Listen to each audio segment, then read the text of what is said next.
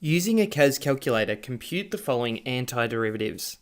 An important note at the start is that when we calculate antiderivatives, you must add on a constant of integration. This accounts for any vertical translations, which are up and down, that have been lost when the function's differentiated. And it's important to remember that the calculator won't add this on for you, so that's something you need to remember to do. So for part A, we need to integrate 5 with respect to x. That's what this notation says. On the CAS calculator, go into the main menu.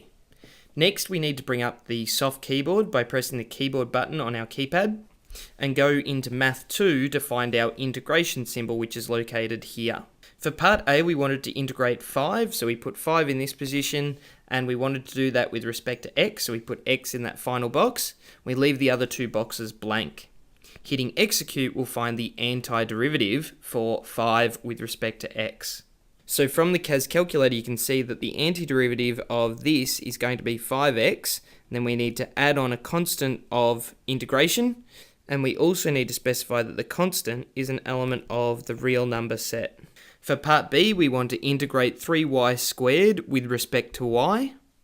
For part B, we're going to do the same thing on the calculator, so we're going to bring up this integration symbol, and this time we're going to type in 3y to the power of 2, and we're going to anti-differentiate that with respect to y. So we put y in that final box in the calculator. Hitting execute gives us the antiderivative of 3y squared.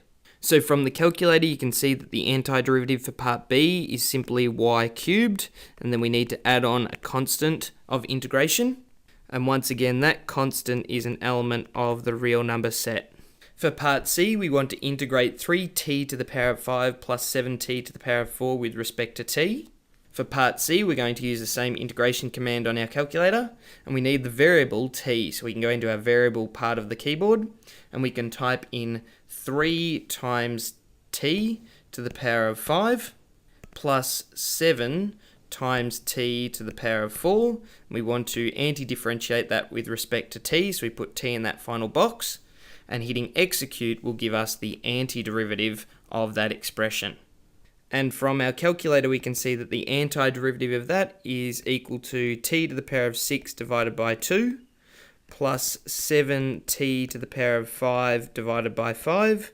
And then we need to add on a constant of integration, where the constant c is an element of the real number set. For part D, we want to integrate 1 divided by x squared with respect to x. On the calculator, we'll go back into Math2 and we'll click on the integration command.